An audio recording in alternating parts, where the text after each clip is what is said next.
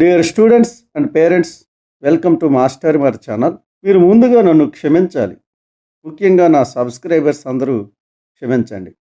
ఎందుకంటే నీట్ 2024 రాసిన ఆంధ్రప్రదేశ్ విద్యార్థులు అదృష్టవంతులు అనే వీడియో చేశాను. అది మీలో కొంతమంది అయినా చూసి ఉంటారు. అప్పుడు నేను అదృష్టం అని చూపించినవి ఏవీ జరగలేదు. కాబట్టి నన్ను మన్నించండి. ఇప్పుడు చెబుతున్నాను, నీట్ 2024 రాసిన ఆంధ్రప్రదేశ్ విద్యార్థులు దురదృష్టవంతులు. ఎస్, ముమ్మాటికి దురదృష్టవంతులు. ఇది 2023 నుంచే ప్రారంభం అయింది. తెలంగాణ రాష్ట్ర ప్రభుత్వం ఆంధ్రప్రదేశ్ రాష్ట్రానికి ఇవ్వాల్సిన 15% కోటా సీట్లు ఇవ్వలేదు. 2014 ముందున్న కాలేజీల్లోని సీట్ల నుండి మాత్రమే 15% కోటా ఇవ్వడం జరిగింది. అప్పుడు సుమారు 500 సీట్ల వరకు ఆంధ్రప్రదేశ్ విద్యార్థులు కోల్పోయారు.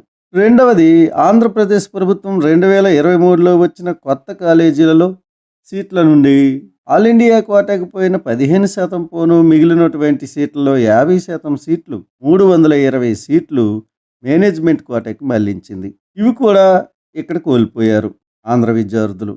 ఈ సంవత్సరం కొత్తగా ప్రభుత్వం నీట్ విద్యార్థులకు తీరని అన్యాయం చేస్తూనే ఉంది. ఈ సంవత్సరం ఎన్ని రకాలుగా దురదృష్టం ఆంధ్రప్రదేశ్ విద్యార్థులను వెంటాడుతూ ఉందో చూద్దాం.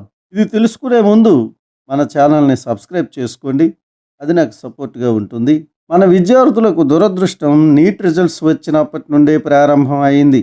ఎలాగంటే ఈ సంవత్సరం నీట్ ఎగ్జామ్కి అప్లై చేసిన విద్యార్థులు సుమారుగా 3000 మంది తగ్గారని చాలా సంతోషించాం. కానీ క్వాలిఫైడ్ పర్సంటేజ్ 2% పెరిగింది.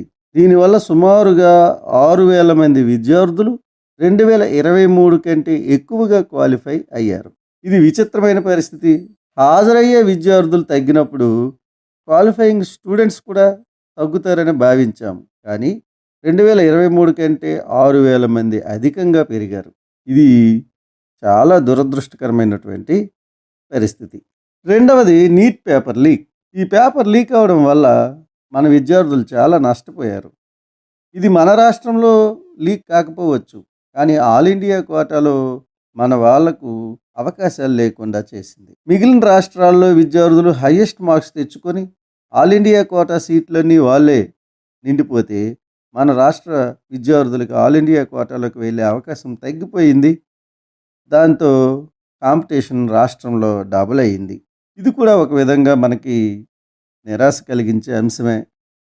మూడవది, 2023లో వచ్చినటువంటి 5 గవర్నమెంట్ కాలేజీల్లో కలిపి ఆల్ ఇండియా కోటాకి 15% సీట్లు పోగా మిగిలినటువంటి సీట్ల నుండి 50% సీట్లు మేనేజ్మెంట్ కోటాకి వెళ్ళాయి.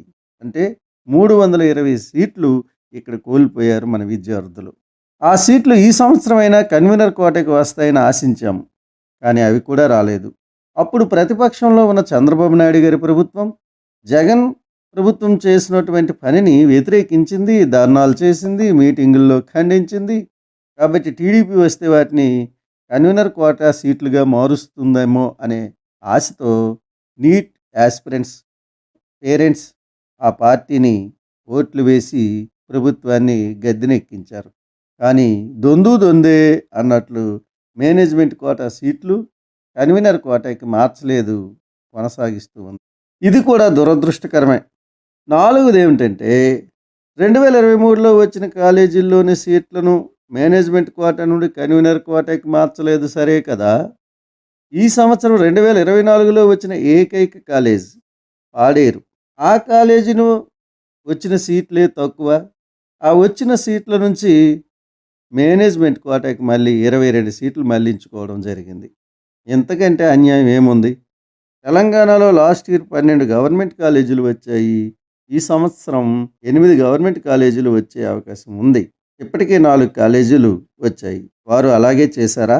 మన దురదృష్టం. కాకపోతే ఈ కార్పొరేట్ ప్రభుత్వాలు మన రాష్ట్రంలో ఇలాంటి పరిస్థితులకు కారణమవుతున్నాయి. ఇంతకంటే ఇంకో దౌర్భాగ్యం ఏమిటంటే ఎన్ఎంసి గ్రాంట్ చేసిన పులివెందుల కాలేజీని మాకు వద్దు అని చంద్రబాబు నాయుడు గారి గవర్నమెంట్ వెనక్కి పంపేసింది. ఎన్ఎంసికి లేఖ రాసి మరీ క్యాన్సిల్ చేయించింది. అసలు మెడికల్ కాలేజీలు రావడమే గగనం, అలాంటిది వచ్చిన కాలేజీని రద్దు చేయించింది. రాజకీయాలు కుట్రపూరితంగా మారిపోయాయి. వాడేస్తే వీడు చేసేవి, వీడొస్తే వాడు చేసేవి అమలు కాకుండా అడ్డుకుంటున్నారు. పరిపాలన ప్రజా ప్రయోజనార్థం జరగడం లేదు. టీడీపీ ఈ కాలేజీల్లో సీట్లన్నింటినీ ప్రైవేటు పరం చేయాలని చూస్తుంది. అందుకే ఇలా చేసింది. విద్యార్థులు ఉసురు పోసుకుంది. గత ప్రభుత్వం ఇలాగే చేసి మట్టి కొట్టుకుపోయింది. తెలంగాణలో కేసీఆర్ కూడా ఏపీ విద్యార్థులకు అన్యాయం చేసి దోంప నాశనం అయిపోయాడు. టీడీపీ కూడా తప్పకుండా విద్యార్థులు ఉసురు పోసుకుంటుంది. అది తగిలి అధఃపాతాళానికి పడిపోవడం ఖాయం.